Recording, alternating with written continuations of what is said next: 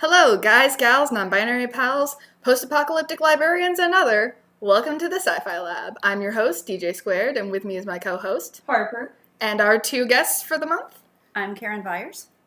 And I'm Cait Coker. And this week, we're talking about sort of the growing pains of fandom. Its transition from print to internet and sort of how legal entities have grown up around it, really. So, anything you would like to start off with? You have this page of notes. 2 pages of notes. So many notes. Well, there could be more. So, the internet was a giant disruption in the way that almost everything is done. And for fandom, that was no real difference. The way that fandom operates got changed as well. So, like, a very, very brief history would be we went from fanzines to early internet access like Prodigy, those kinds of things. People started talking about shows and things that they really liked, and then there were news groups that migrated to listservs and mailing lists.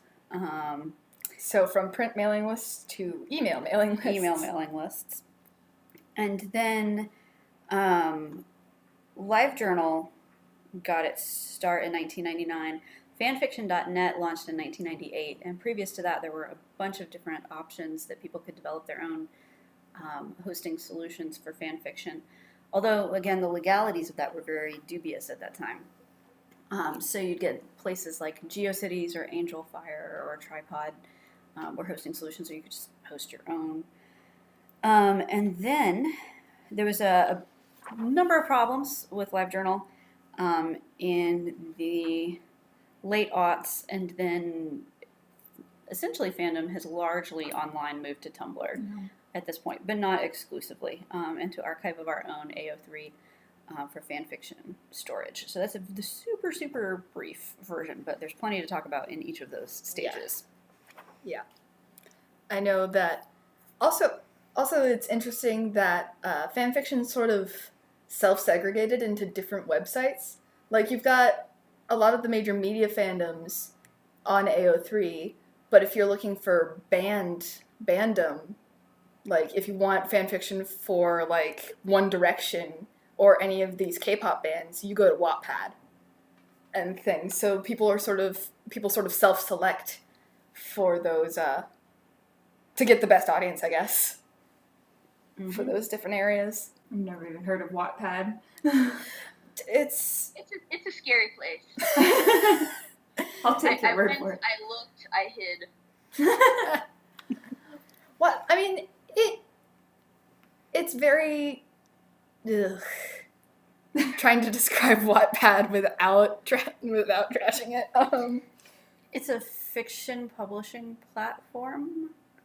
And would you say that's accurate? I mean, yeah. Sounds good so far. Yeah, you have to have a membership.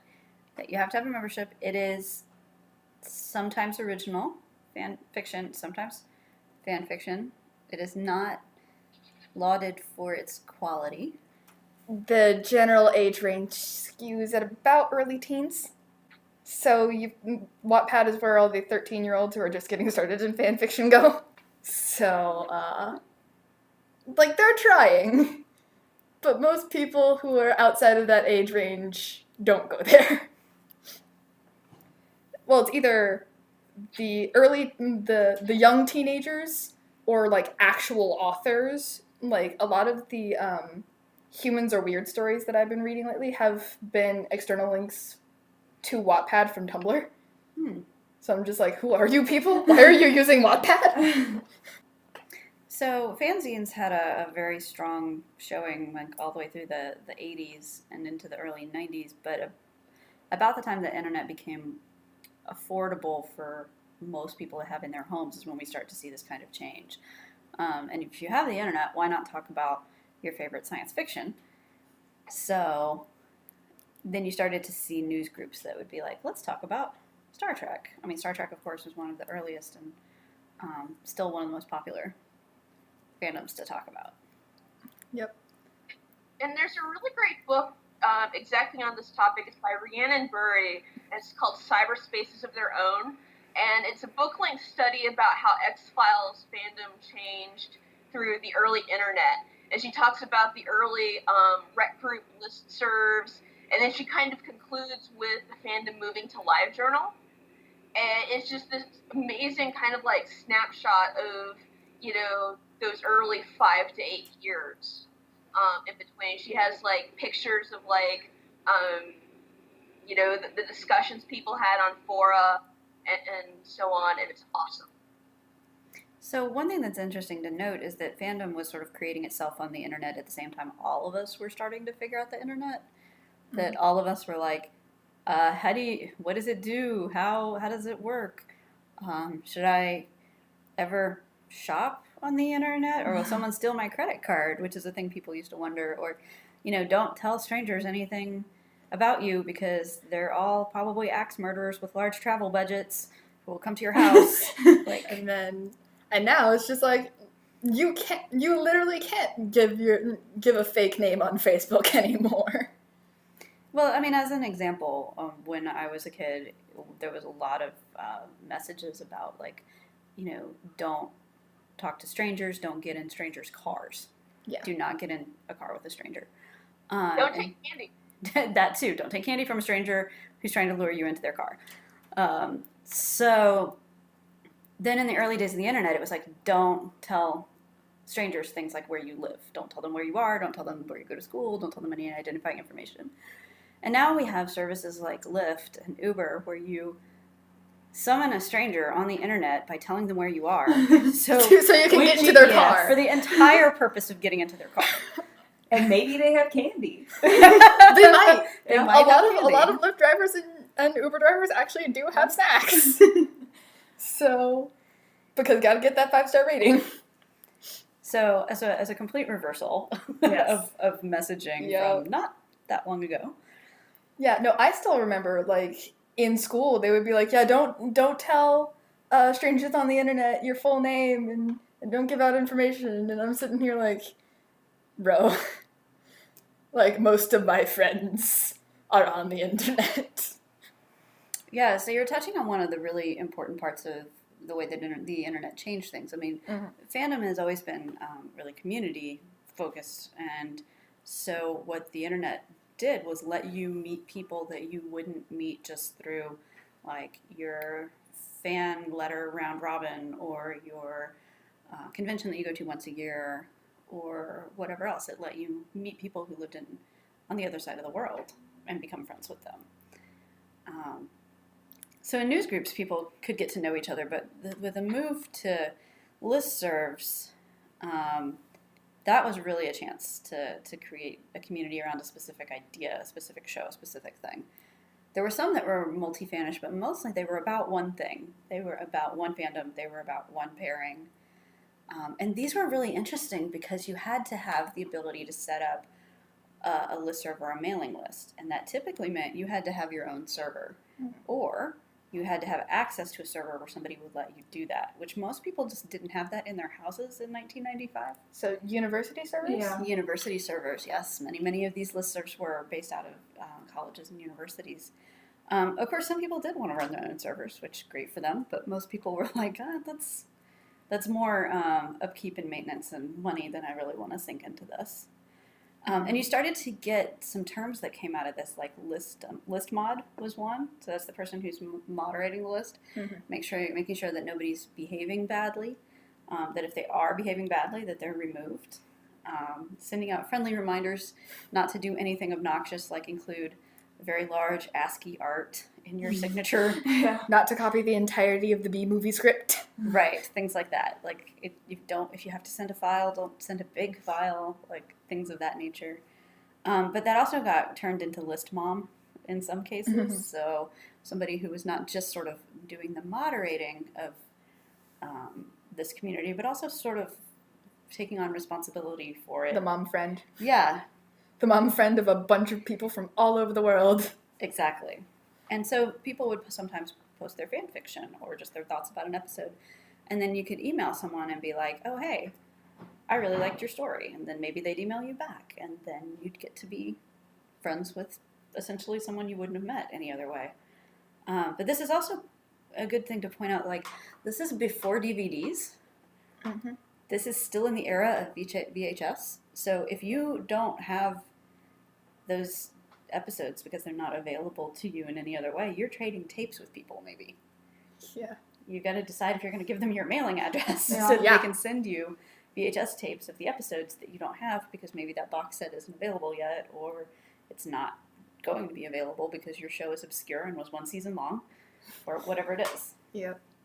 And great, like, unsung heroes of, the early net. Buffy fandom, 1997 to 1999, they did not make full VHS sets of the early seasons. Those were, like, they made, like, a couple, like, individual tapes of, like, specific episodes, like Welcome to Hellmouth and whatnot. But one of the early Buffy BNF fans, Alexander, actually made these incredible transcripts of every single episode with all of the dialogue, notes about the music that was played during scenes with the lyrics and band attribution. Incredible amounts of detail that were just invaluable because that was, if you wanted to pick up on the show, you started watching season 2, season 3, that was the only way you could, like, pick up from what was happening. Because the show was not in syndication, it was not available for sale, it was not necessarily a thing that you could find someone with all of the tapes. You went to the transcripts made by this one guy. I remember those days. That was indeed somebody who was That's kind of hardcore. legendarily adored in the fandom for giving people that kind of access. Yeah, that's hardcore. Yeah. Like, to even do the background music, like, props to you, bro. Mm-hmm. And I love, one of the things that I actually, like, I don't know much about this era of fandom, but I do know one thing that I found interesting. In modern fandom, when you're trying to do, like, a specific AU of just like a character, like, I want, say, Harry Potter, except for he's in Slytherin this time. Like, everything else is the same, except for Harry's in Slytherin. So you do Slytherin, ! Harry, and that's your tag. And that's called a bang path, because that's how, like, early internet, that's how you sent things to specific people. So if you wanted to send, like, your file to, like, I don't know, a guy named Dave, you would attach it and do ! Dave. So, and that's just a random thing that I know that came out of the early internet sort of fandom. Back when we all had to look at code. Yes. So the mailing lists were, I mean, the news groups too, but the mailing lists were really social spaces. That's when people got to know each other. You could get feedback on your work if you wanted that. You could find a beta for somebody to read over it before you send it out. You could ask questions. You could have opinions with other people who also had opinions. This was also a way that people borrowed and loaned fanzines. So it's not like fanzine culture just stopped immediately. I mean, fanzines Not are that still it going, has, yeah, which obviously. it still hasn't. But it's this was a way that people shared those. So it's not as though the internet came along and replaced it. Instead, it sort of facilitated. Like, it's replaced it to, like, a large extent now. But at the beginning, it was probably still easier to just straight up mail the thing to you.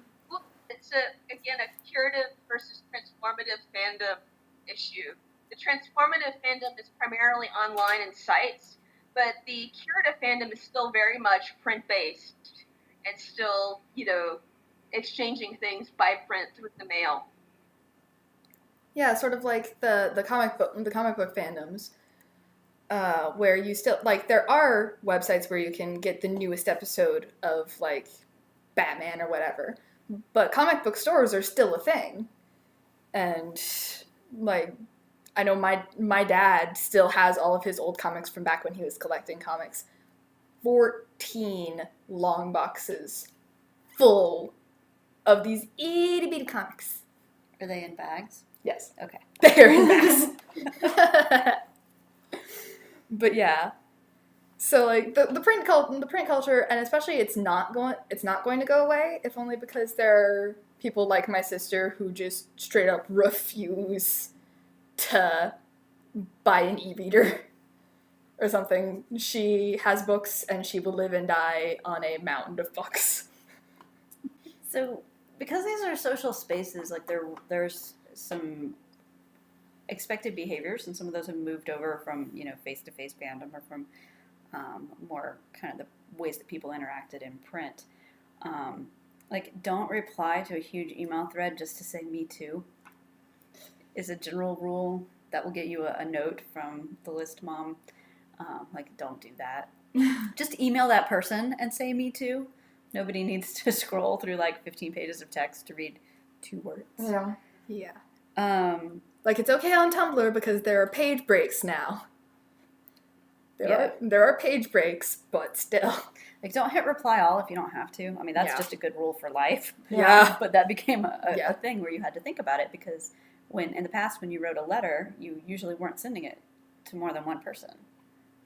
Hopefully you weren't sending a letter that just said "me too," but who knows? Hopefully you were adding more to the conversation. If you're just saying "me too," then just send a telegram. Right, there you go. Very quick. Fuck you, strong letter to follow. So one interesting thing about this is, because it's run by usually one person, those people have some power in this situation. If they, say, are affiliated with the university and they leave, then they can shut down the list, and that's it. Like, there is no power of appeal. The list is done. It's over. And the same thing is true if somebody was running it off their own server, and they're like, you know what, I don't feel like doing this anymore. And they just stop, and the whole thing disappears. So that's a little bit different. I mean, fanzines often had more than one person involved. Like, Cait had talked about the collating parties. Like, you get a bunch of people involved to do that labor. Yeah. Yep. But on the internet, it won't go away. Unless they shut down AO3 or something like that. Even then, people, like, there's a download button. Yeah. You can download your favorite fan works, like, and that's the thing, like, when people shut down their live journals, a lot of times their fan works would be gone, except for the one person who had copied it over, who had, copy pasted the entire fan fiction, and now that's up there. Plus, people host on multiple sites. Mm-hmm. I feel like it's really hard for things to disappear off the internet. So, I mean, like, look at all the Vine compilations. Yeah. Because Vine's gone. Like, it's gone, but most of the Vines are still there. I mean, I have fan fictions that were hosted on their own website. Like, someone bought a website just for their fan works, and I downloaded them. And so when that website disappeared in like 2005, I still have it and I can still read it. Yeah, exactly. So, So yeah, no, like, people are incredibly possessive of the things they like, so much so that they will just straight up download it illegally. I mean, that's piracy. If you're poor but really like a thing, there's a website. And we've also learned so much from the early histories of the internet, because in the late 90s and early 2000s, because so many websites did disappear, we did learn to make these copies to have. Like, I remember actually Harry Potter fandom circa 2001, going back to the idea of people being afraid of the internet. Warner Brothers actually issued cease and desist letters to multiple of the big Harry Potter websites, and were trying to shut them down prior to the release of the first film. They succeeded with some of them, but there came landmark court cases about protecting fan work as fan use because of that. Ditto live journals problems. When Strike Through was 2006, 2007, they deleted a ton of Harry Potter communities and profiles. And so a lot of stuff was completely lost. Yeah, so being able to hang on to something that you want, I think you're right, especially in the sort of fluid nature of the internet. Maybe it's there, maybe it's not there. So Maybe somebody else has it somewhere. yeah, so you learn to download, whereas if you had it in print, and it was yours, and you could keep it forever. Mm-hmm. Unless somebody, like, stole it or borrowed it and then forgot to return it. Right. So yeah, I mean, they're neither of them completely stable. Yeah. But now But now we all have cloud storage. Right. So the cloud is now our next option. Yep. Although, have you guys seen apparently a problem with Google Docs is apparently if you share some of your fanfic, they will delete that I through haven't Google heard that. Docs.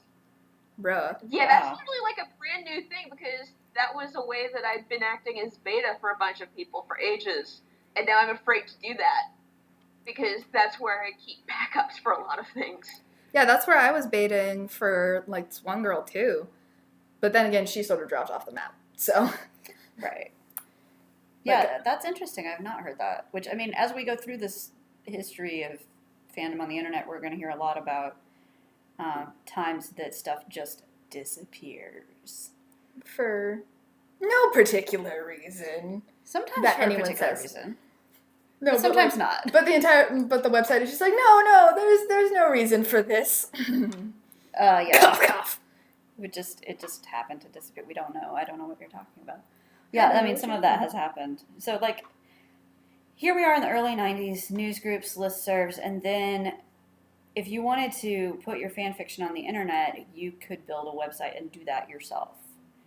There's also big rec sites during this time, so recommendations where people would list and link to fan fiction that they liked, and they could do that on their own website.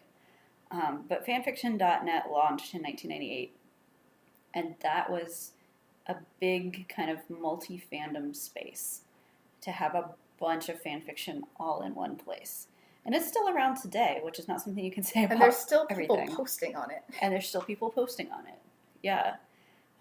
So multi-fandom, unmoderated, which is different from people's individual websites. They got to decide what was posted. Fanfiction.net's like, whatever it is, you can put it here. Except for Partially moderated though. Yeah, it's That's partially. true. They didn't allow, NC-17 rated stuff for a long time, and they did a big purge of like R-rated stuff. Yeah, so there was an NC-17 purge. Well, they started with like, just put your fan fiction here, that's cool. And then in 2002, they were like, wait, unless it's NC-17, in which case not cool, we're just going to delete it. And then they did that again in 2012. Yep. That's when I left fanfiction and moved along because they were just deleting a bunch of stuff. Yep. Yeah. And then there's also the ones like the very specific genre songfic, where you have like the song lyrics embedded within the fanfic. Like I understand that that's sort of a copyright issue, but at the same time, it's not a copyright issue for the work that you're specifically making a fanfic of. Right. So yeah, their claim in that case was that it's a problem because you didn't get clearance for the lyrics in the song, but the transformative work itself is fine. Yeah. And so, essentially, when people's stuff gets deleted out of nowhere, they take it personally. Yes. And they get very offended, and then they go do other things. Like LiveJournal or Dreamwidth or AO3. Yeah. So Dreamwidth was a reaction to some of the problems that LiveJournal had. So LiveJournal got started in 1999, and a bunch of folks moved over there because it was really custom built for communities and allowed you to create, in fact, community kind of spaces around specific things. Yeah, the ability to tag was huge. Yes. I want this pairing, and I want this rating, and, this keyword, because that's what I'm in the mood for right now. Oh, look, here's, 100 coffee house AUs. Awesome. Yep. Like this AU, this feeling, this length, this rating, this pairing, and you can get super specific. It's like AO3's tagging system, which is super specific and also ever growing. Like if you get enough of a tag, it becomes an official tag, so it'll appear in the search function now. So if you want like specifically trans Harry Potter, that's its own official tag. Mm-hmm. And it was revolutionary because before that, what would happen is that you'd go to a Rex page that you'd found that you liked, and then you'd read through it. And sometimes the person who liked those fan fictions would organize them, and sometimes they would not. And sometimes they would link them and a good description, and sometimes there wouldn't be. And you were just sort of like, it was much more sort of serendipitous when you found something good. It was much more like, oh, How lovely. That's still true for rec pages now. I have had to sift through some. Yeah, so some being rec able pages. to tag gave you the option to search, which I mean, this is where the librarian in me is like, yes, that's how you do it. Yes, good. Being able to organize the information based on essentially subject headings is a great way to be able to make it easier for people to find what they're looking for. It's much better information access. And people loved it. So you could have your own journal, and then you could add other journals as friends, and then you could have a degree of granularity about how much they could see. 'Cause some people only posted about fandom, and some people also wrote about like their day-to-day lives, but they didn't want that freely on the internet, so they'd lock it just so their friends list could read it. And it allowed people more options in terms of how they wanted to interact, as well as specific communities around things. So like Harry Potter fiction communities, or let's see, what were some of the other ones? Basically, Star Trek. everything. Always Star Trek. Always Oh, Star Trek. Yeah. I mean, this was the late 90s, so we were in the middle of the Star Wars prequels, and that was a terrible time. Stargate, Stargate, yes, very popular. X-Files. X-Files, hugely popular. Yeah. Buffy and Xena, man. Yes. Fandom was a great place. So that was in 1999, and fandom pretty much was like, this is the best, and not exclusively, but largely moved over. And that's something that's also important to note, is that, like, by and large, most people are going to move to the next thing, but there's always going to be some people who are like, no, I like it here. I'm going to sit in my box, and like everybody else moves over to a different box, and just sort of. But then the good content, for some reason, is gone now, and you're like, why can't I find anything good anymore? And it's because everyone else has moved on. Yep. Either that, or like you can find plenty of good content, but you can't find new good content because everybody's moved. Mm-hmm. Definitely. And the same thing that we had talked about with some of this other stuff. I mean, it's still true, but if somebody deleted their journal, then like whatever they posted was gone. So if you didn't keep a copy, well, you better hope somebody else did. You better hope someone else did, and they're willing to send you a copy of it through email, probably at that point.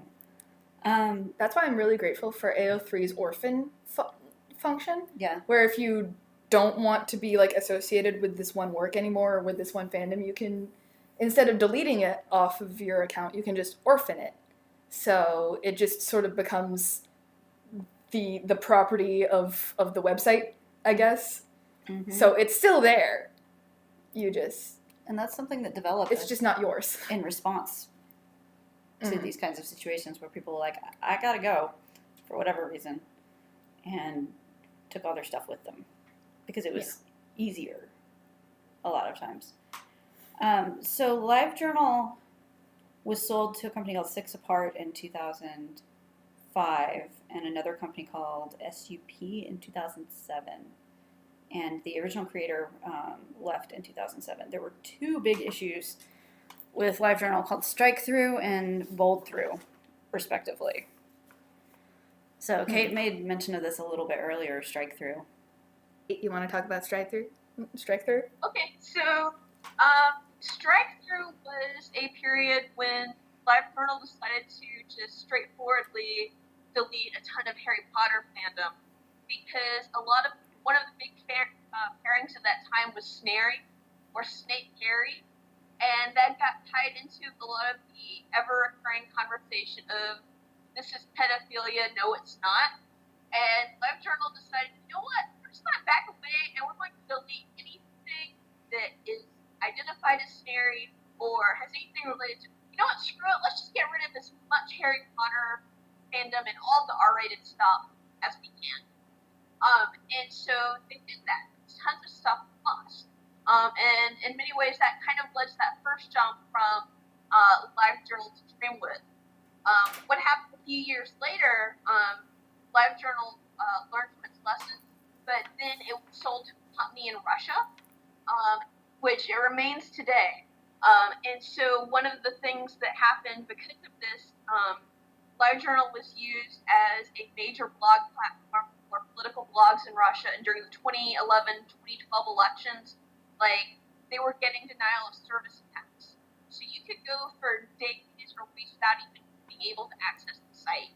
So you couldn't have conversations, you couldn't read fic, you couldn't look at your bookmarks, you couldn't really access anything that you were trying to keep track of on the site.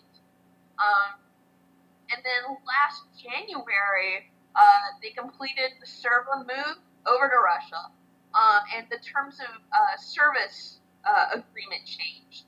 And one of the big things about it, there's a translation someone made into English because the actual agreement was in Russia, along the lines of, if anyone decides that anything on your live journal could be anti-Russian or propaganda or shared too much or things we don't like, we reserve the right to fully delete you.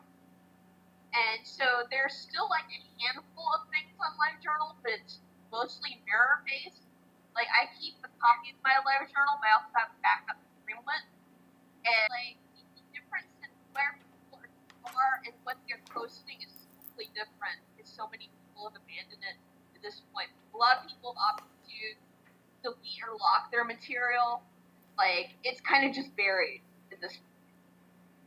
Yeah, so strike through, the name came about because when a journal was deleted, it was still visible, but it was like the name had strike through text. And then there was no content, essentially, in the journal. Like, the actual journal was blank. Right. But the name was like, this person has been deleted. Yeah.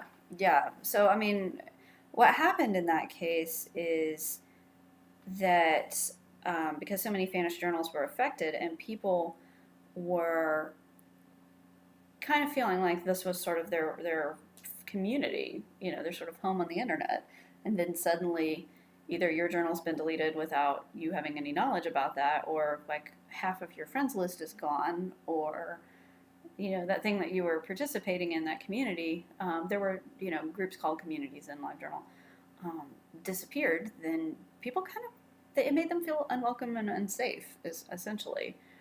That's what a lot of the conversation around that time was about. And then, not that long after, there was a different issue called Bold Through, because it did the exact same thing, but it put the title of the journal, the name of the journal, in bold instead of strike through. But it was essentially the same thing that happened, except more. So that made a lot of fans question about, where do I keep my materials? Where do I keep my fic where it's not going to just disappear? How do I keep in touch with my friends? How do I have conversations in a meaningful way? And it prompted the move to other platforms. So Dreamwidth was in beta right about the time that this was happening, and a lot of people just moved over there completely. And it is fan run, and there's some degree of nothing's a perfect guarantee, but some guarantee. It feels like more so to people that their stuff isn't just going to disappear in the middle of the night without them ever knowing about it. Middle of the night, no note. No note, nothing. And this actually made the news. So strike through, LiveJournal support was the support community, and a bunch of people are like, where's my journal? And they did not respond to that. Was this exclusively Harry Potter? No, but largely. Okay, because I read that J.K. Rowling was very against pornographic or smut Harry Potter fan fiction. Was like very vocal about how much she disliked it. So I wonder if she had any sort of role in this, if she had contacted LiveJournal. Not that I'm aware of. Probably not. Like, that would, she disapproved of the slash, but I think she knew enough to know that actually doing anything about it would knock her off of her pedestal real quick. Yeah, there's nothing about it on fanlore, for what it's worth. Yeah. For a creator to be so directly involved would be unusual. Well, Not outside of the realm of possibility, though. Yeah. Yeah. Anne Rice might have done it. I did read that, and also, I feel like it was Terry, is his name Terry Pratchett? Terry Pratchett? Pratchett, okay. I think that he also, no, maybe I'm thinking of Anne Rice. I know he was vocal against fan fiction. He said, he didn't want to see it, he didn't want to read it, he didn't want to trip over it, no one should put it in his way whatsoever. And that his ideas were his own and he owned those ideas, and he didn't really like the idea of fan fiction. So I think I'm confusing that with Anne Rice, who was also really against it. Very much. But yeah. So yeah. But she actually took action against it. Yeah, which is a whole other element of this. So back in the days of mailing lists and like create your own archive on a webpage, fan fiction had headers, which would include usually stuff like the title, the author's pseudonym, usually with a link to wherever they kept their stuff. It would include the word count sometimes, the pairing, the rating, sometimes a summary. If it was part of a larger series, like if it was part 2 of a trilogy or something like that. And usually a disclaimer, a legal disclaimer. And originally the language on those was very legalistic. It was like, I make no claim to ownership of these characters and do not profit through using them. And if people don't even really do headers anymore, but if they do, it says something like, not mine, don't sue. Yep. Like, it's not... I remember when that shifted. Yeah. Yeah. Like, it's not nearly so, like, concerned with actually standing up in a court case. But as Kate pointed out, people got cease and desist letters, and many authors were less aware of fan fiction at that time, but less welcoming too. I mean, there are authors now who are like, it's very flattering that you want to do that. I don't want to read it. Yeah. Which, I mean... Please don't send it to me because there's legal issues involved with that. Right. But... Right, because you could end up with a fan being like, you read my fan fiction and took an idea from me, and then you do have a real legal case there, potentially. That was Marion Zimmer Bradley, straight up. I know that happened, and that actually happened. One of Marion Zimmer Bradley's many problems was she had a fan writing with her and essentially stole the idea. Yeah. No credit. No. Yikes. Well, so she attempted to. She actually lost the book contract because the publisher was like, I'm not going to touch this anymore. Do something new, do something totally unrelated, do not do this. So, there's a gap in the canon because of that. Because the publisher just noped right out of that contract. Decided to... Were also one of the interesting things that she did do, because she was so involved with her fan community, was they published 12 anthologies of fan writing, of like recognized fanfic that she edited, and these were published commercially, so you could like go to the store and like buy like a legit book of fanfic. And so they ended up like putting in the kibosh on that anthology series.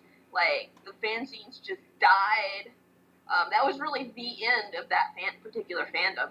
Yeah, it changed the way that other authors saw things. Like I remember Mercedes Lackey, who's a fantasy author in the 90s, had a form that you could fill out that essentially you'd mail to her and she'd mail back to you in a self-addressed stamped envelope, which was like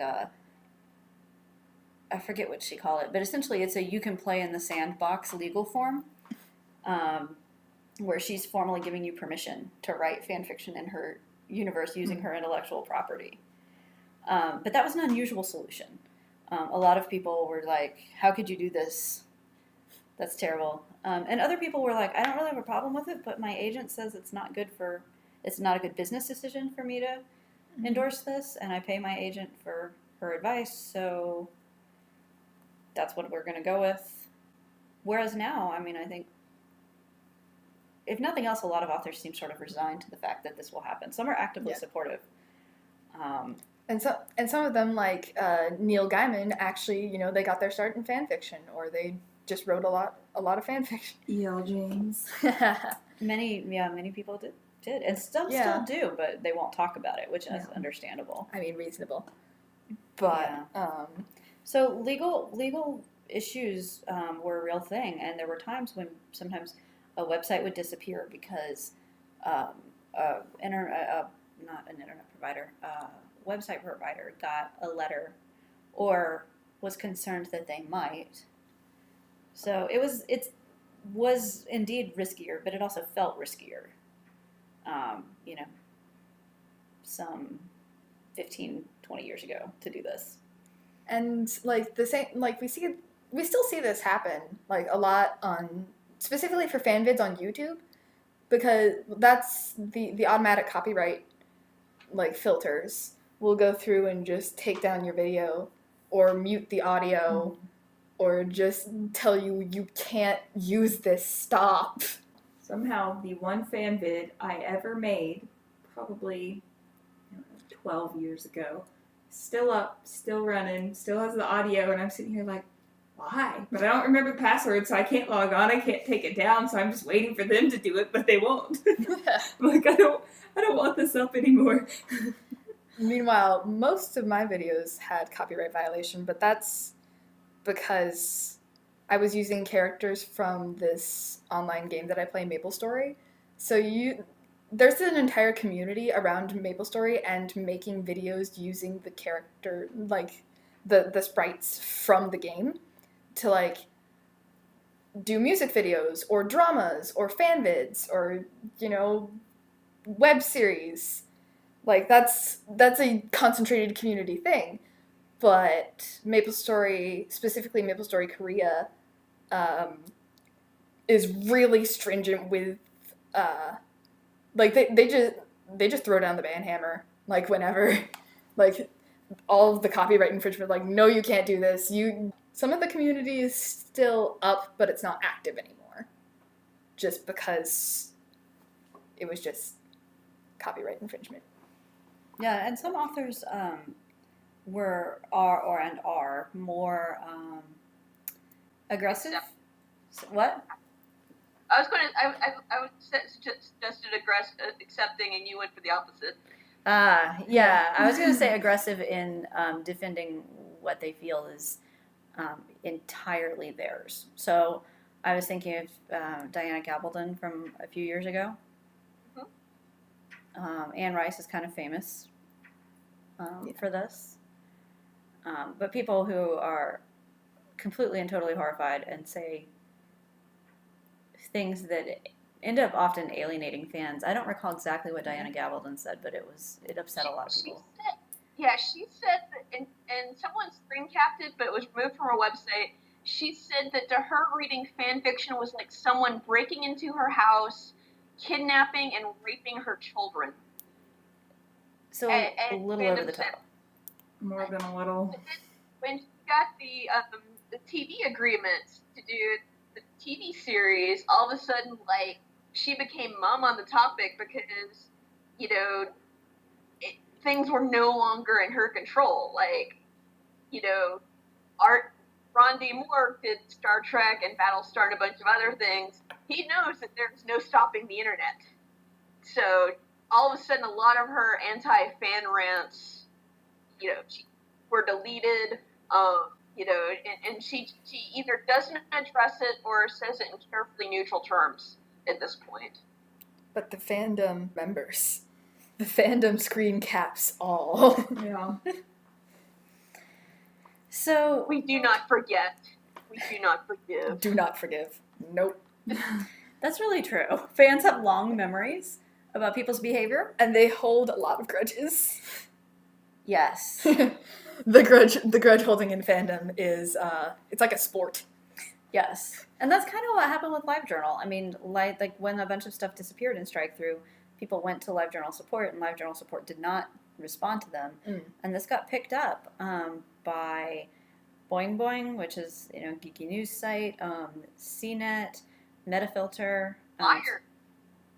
Huh?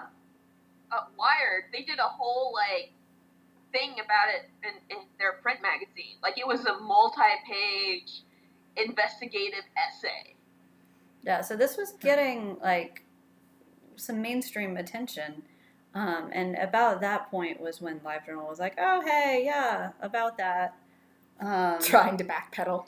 Yeah, and it didn't go well.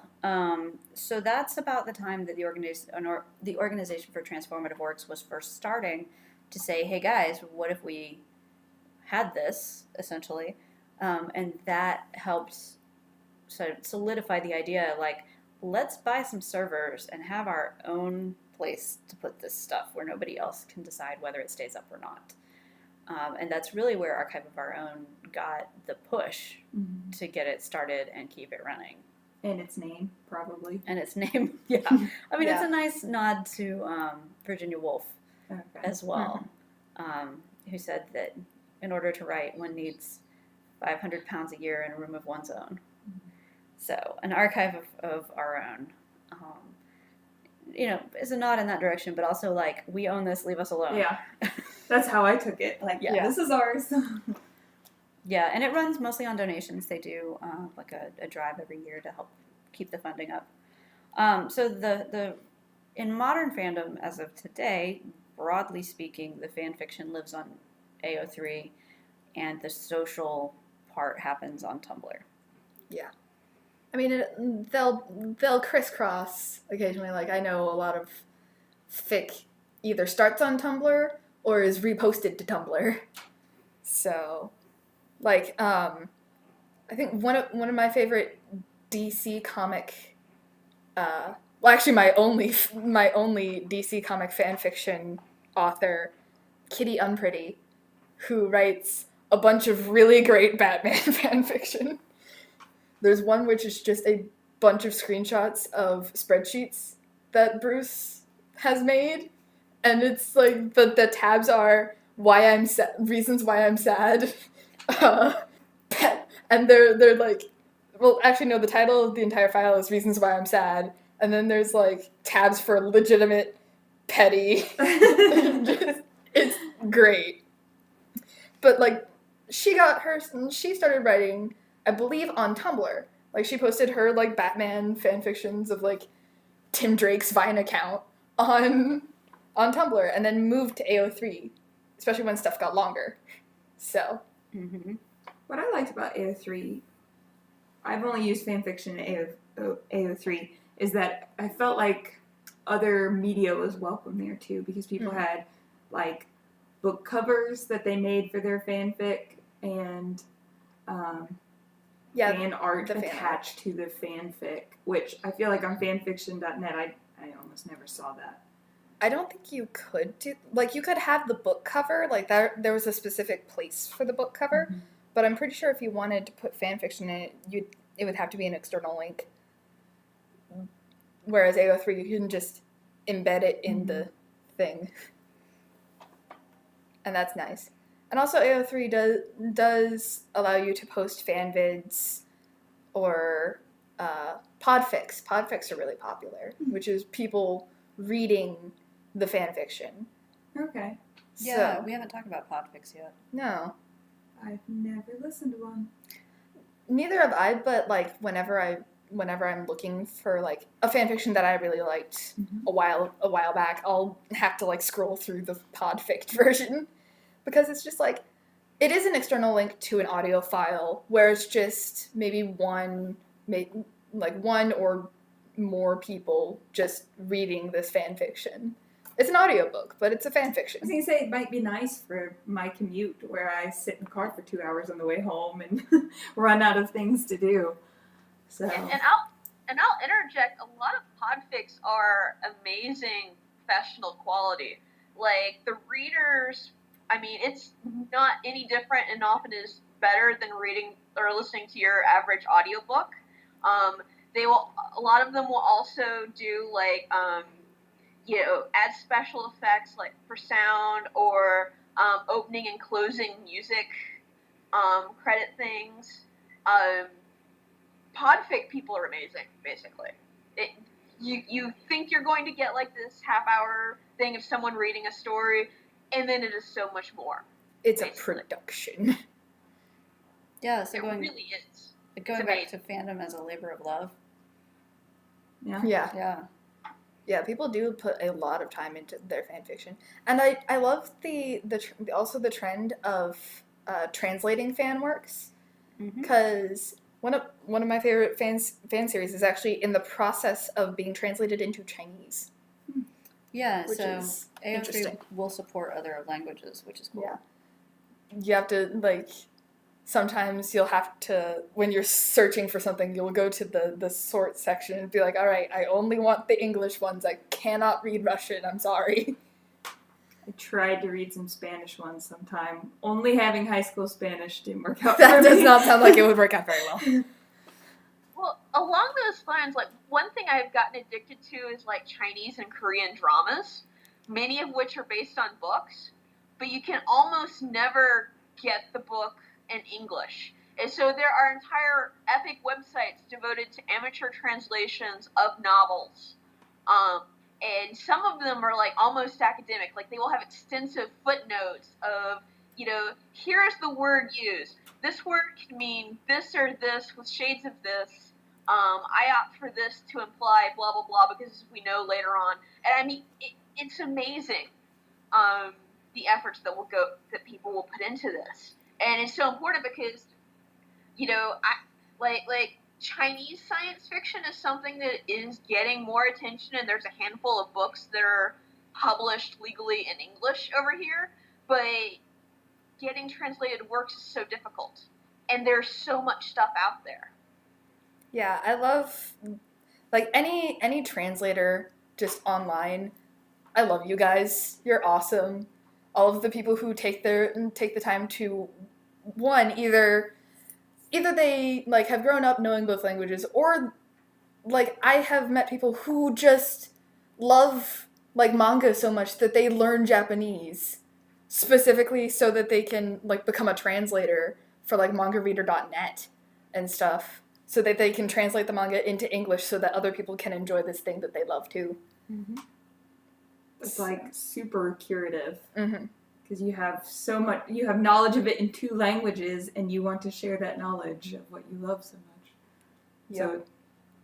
So, sort of transformative, but also very curative. I feel like that's more curative than anything Yeah. else, because you're not really transforming the Story. the story. You're transforming the language, but it's still like analogous. Mm-hmm.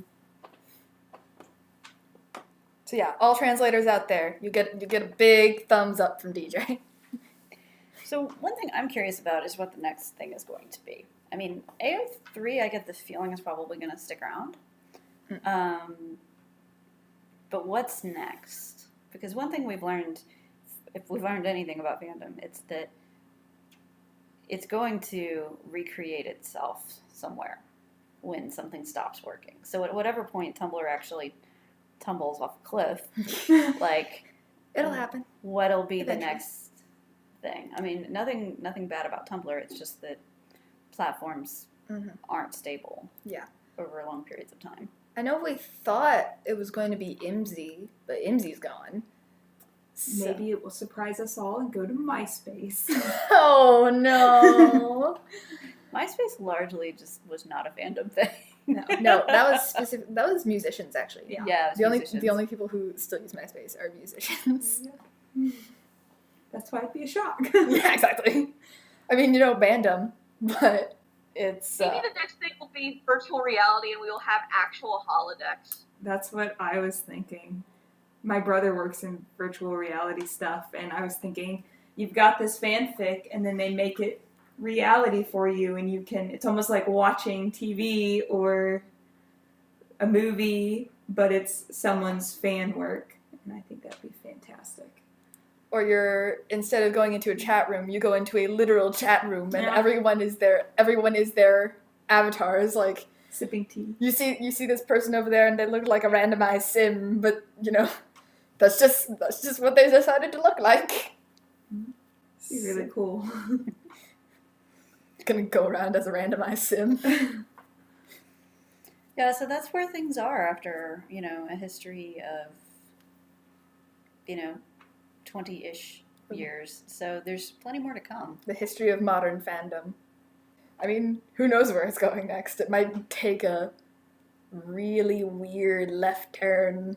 Well, one of the things I thought was interesting, a couple of years ago, Fitgate, where, I don't know if you guys followed this at all, but there was a course being taught at Berkeley, and one of the assignments given was to go comment on someone's stories. And this got so much pushback because turns out BNFs don't like having their typos pointed out, amongst other things. And so, this led to in ACA fandom, like these epic conversations about the ethics of, interacting with fan texts and so on. But it also led to this conversation along the lines of fans and fan authors tend to think of their writing and reading as being private in a way that it really isn't anymore. And the idea of you want to have control of your text, you can't necessarily have it open online. And so scholar Ann Jemison, in one of these conversations, she said something like, if people really want to have control over their fan work, the only way to do that is to go back to print. And so I like this idea of, book history is one of my things, the idea of limiting your audience and providing control of your text to print is absolutely fascinating. That we might come back around full circle. So and that in some ways you start to see that there's fan books mm-hmm. are a thing to see on Kickstarter now, where it's like a one-off fanzine, well printed, well bound, and so on, to have like this kind of commemorative artifact in print. That's so cool. Yeah, like I said, print culture isn't going away anytime soon. So there are books out there that, to me, I don't know necessarily where they fall, because, so it's like, I own Stargate novels, mm-hmm. but they were written by fans. They're not writers of the TV series. But those are sanctioned fan works. Yeah, and they make, they all make money off of it. But I did have a realization earlier that they're terrible. And the reason why they're terrible is because they can't really add much to the canon. Because not a lot of people are reading them. And so they can't be dramatic. They can't have super exciting stories that would change canon in any way. Like, your main character isn't going to die off in some random fan work for Stargate, even if it's sanctioned. So, because I was sitting here wondering, like, why were all of those so boring? And it's because they couldn't have anything that majorly affected canon. There were no stakes, really. Yeah. Mm-hmm. Okay, so I have to ramble. Okay, so the interesting thing about early Star Trek media tie-ins is that they were done by a lot of people who started as fan authors. And so, like, originally Paramount had no investment in making all of the novels kind of share a universe. So they're all like all of these one-off stories, and they are often incredible. Like, there is a duology by I'm blanking on the names, but there are two novels that are legit about Spock's son that was conceived during the episode Back to Tomorrow, I think. And so they do a lot of creative things, but then as time has gone on, they've started pushing licensed tie-ins to kind of like in-house stable writers who don't always even know the canon that well. So I recently bought the most recent Star Trek Discovery novel, Drastic Measures, which is about young Gabriel Lorca and young Philippa Georgiou during the Tarsus 4 disaster. And it's terrible because, one, it came out after Discovery was concluded, and so whoever was writing was not told that the Gabriel Lorca that we saw on screen, spoiler, is from the Mirror Universe. So he's consistently written as this asshole, even though it's Prime Universe Lorca. And two, they're talking about the Tarsus 4 disaster, which is referenced in the original series episode, Conscience of the King, which, when it's referenced there, it's explicitly couched in Holocaust language, because it's about genocide, but none of that is in the book. Like, they never use the word genocide. They try to, like, awkwardly work in a refugee crisis to kind of seem contemporary and relevant, but it uses all of this loaded language that was very much the norm from the 1960s. It's a fascinating hot mess book. All because the person does not know the original text as well as, a fan. And you see that sometimes with just, like, authors of the actual TV show. Like, they'll bring someone in a few seasons later, and they just haven't seen the show, or at least, or they don't remember it that well. And suddenly you get all of these character mismatches, and all of the fans are screaming, "Why are you doing this? Why are they doing this? Is this This is wrong." like what you were talking about a few weeks ago about Supernatural? Yes. This season where it's all about, which one, Sam? Sam. No, that was overall, the writers did not understand yet that Sam was not actually the main character of the series. That it's Dean.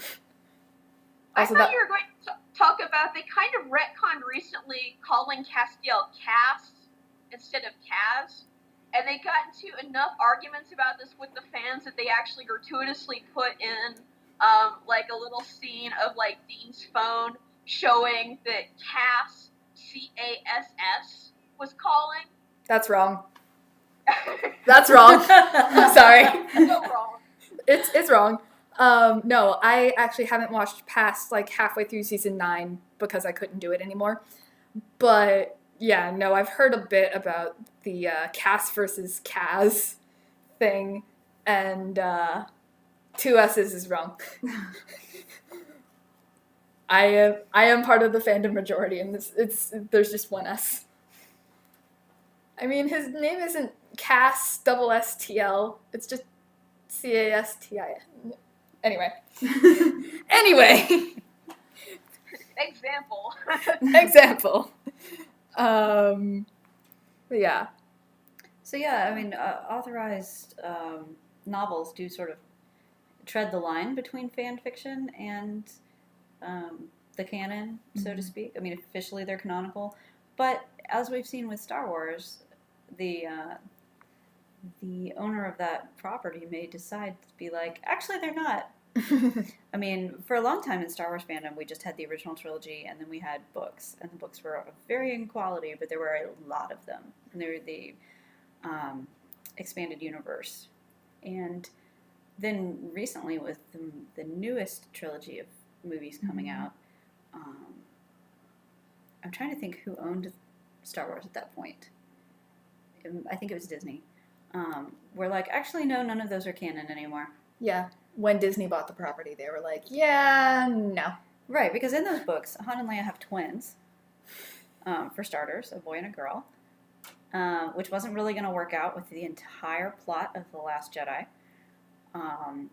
Luke has a former assassin wife. Yeah, Luke has a former assassin wife. Her name is Mara Jade. She's actually really awesome. And he isn't a sad monk on a rock. So, yeah, I mean, they really had to say none of this counts because it would not work with the canon that they're establishing. Well, these Stargate novels they don't change the canon at all. It's really like a standalone episode, and usually Kind of a boring episode. very boring. But I like dramatic things, so A filler episode. yeah. So it was a book of a filler episode. Yes. That's gross. It's awful, and the writing And itself is lacking, usually, like the grammar and everything. Oof. And I'm just sitting there like, why can't these be better? See, at the very least, that's one of the things I like about anime is that at the very least, anime filler episodes are fun. They're silly and they're fun, and they don't add much to this. Sometimes they do add something to the story, but at least you're gonna have a good time. Most of the time. Unless you get 100 straight episodes of filler, and then that's what we call Naruto. Yeah, and I think my minor rag on Naruto is where we're gonna leave this today. So, thanks for listening.